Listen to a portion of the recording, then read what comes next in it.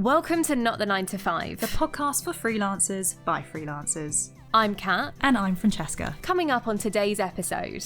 Today we are talking about... What should you do first? You just got to keep learning, keep being open, keep updating your skills. But having different facets to the same Big job. words going on. Big words. So many different ways to diversify your income stream. First of all, hi, I'm here. But second of all, to keep that relationship ongoing. People forget to reconnect with those clients and actually build a foundation of trust between them. Push you forward in the right direction. And I'm like, don't you give me that look. Exactly. On with the show. How exciting is that? We've come to the finale here. The finale of this season. The mini-series. Of this mini-series, yeah. I hope that everyone has found this mini-series, like... Insightful and useful and, like, you can take stuff. Yeah. Like, maybe not inspiring. Yeah, maybe inspiring. Come on. Yeah, confidence. We're inspiring. Yeah. And I hope that, you've learned something. Even if you've been in the industry for a little while, I hope that these maybe are refreshers for what you already know, because it's always good to have a little bit of guidance. Absolutely. Today we are talking about... Wait, what should you do first? You've got to follow us, people. Guys, you have to follow us on socials at Not the 9 to 5 Pod, TikTok and Instagram, and also LinkedIn. Yeah. Don't forget our YouTube channel as well. And you can join our WhatsApp group, Freelance in Advance. Thank you. So, back to the show. Yeah. Today we are talking about growth and longevity, which is exactly how you make a career in freelancing, 100%. right? And all of that stems from like keeping your tool house updated, so in the sense of like keeping yourself learning new things, right? So it's, you can't just be perfect at everything. You can't say like, I know how to do voiceover now and I've got all the kit, so that's it. Well, no, because the industry changes, things changes, time changes, so you've got to update yourself, relearn stuff, maybe offer new services that other people aren't offering, and so you've got to do that to you just got to keep learning, keep being open, keep updating your skills, I think is really key for this, for growth. I remember, who was that? Hazel, that line producer that we interviewed. She was like, I have been a line producer for like 20 plus years and I am still working on my skills. She was talking about skill share or something it was called. I can't remember. Screen skills, that was it. And, she's been doing her job for 20 years and even she wants to keep doing it. So it's never too late to keep updating your skills.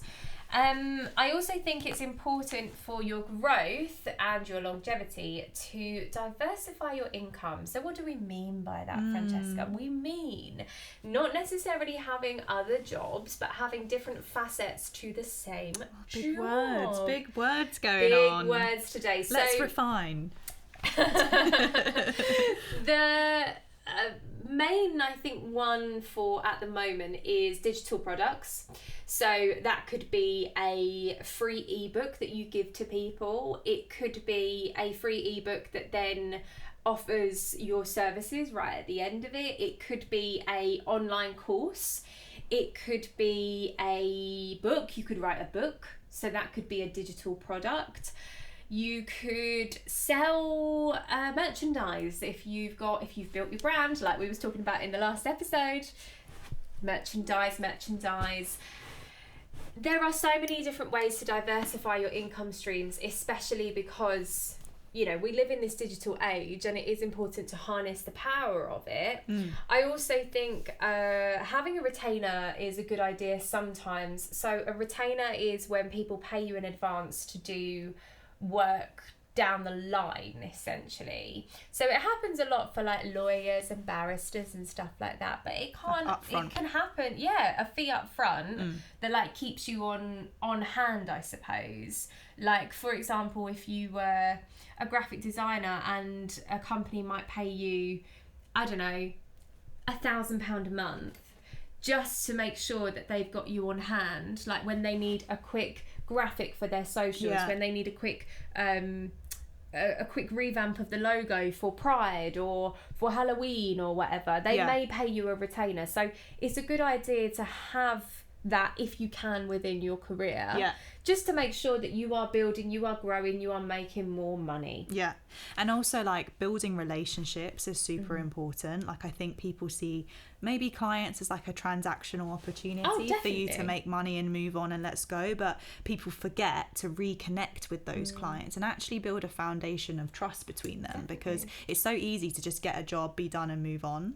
And it's like, okay, got my money, bye. Actually no, because like if you want like returning work, you need to showcase who you are as a person, your personality, and if they vibe with you and they like you, they're going to keep coming back all the time, because clients can be loyal. I can't be bothered personally to go to like 5 different people for one job each time. Like I'm all about giving people opportunity for sure, but say if you've got a go-to person, most people will go with their go-to person, because they know how they work.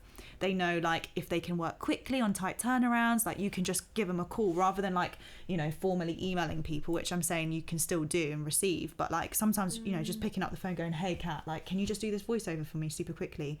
It'll be like 5 minutes, this is how much it is, can you do it? And she'll be like yeah.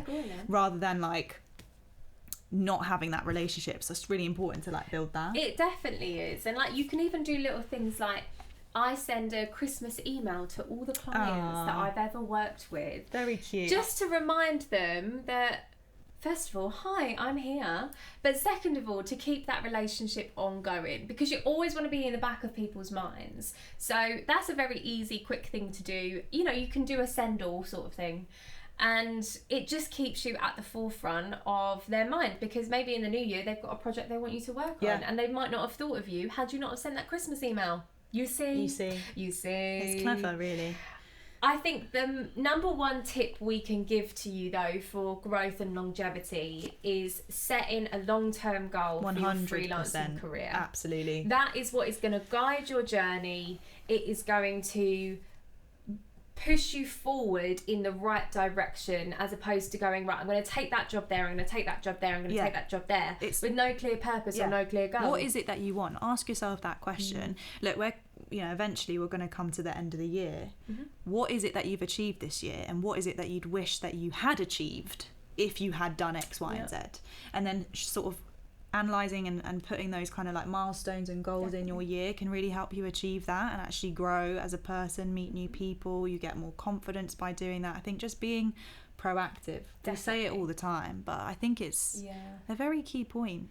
It really is. You have to have that goal in mind. What is the point? Because otherwise you could just get a 9-to-5 job. Exactly. What's the point of you freelancing with like the instability of the job, with the ups and downs, with the being your own boss, if you don't have a clear purpose or a goal in mind? Very true. What's the point? And it doesn't have to be a career driven goal. It could be, I want to spend more time with my kids. So if that's your goal, then maybe working your freelance life around it, that's a great goal to have, and to keep that in mind when you're taking on new jobs, or when you're looking for new this is where work. You could do the diversifying income streams that we just said. It's like, how do I get passive income so that I could be with my kids more, or passive income so that I can go travelling for 3 months? Like, do you know what I mean? Francesca. Like, which is what I'm going to do in December, because why not? You only live once. Exactly. And we're approaching 30. Anyway, I mean, what? We've just turned 29. We've just turned 29, So let's just live for that for right now. Yeah, I'm going to be 29 for the rest of my life, actually. That's the thing. I think when people ask, just say 29. 29. Max. I get ID'd still.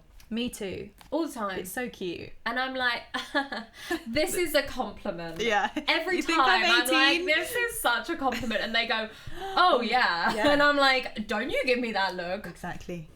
Anyway, we hope this series has given you a bit of insight into the skills that you can take, the tips that you can take and learn from this to help you navigate your freelance careers a little bit easier every day. And if you need us, you know where to find us, here at the podcast channel or on socials or at our freelance and advanced group. So thank you so much for joining us, everyone. Catch you soon. Bye.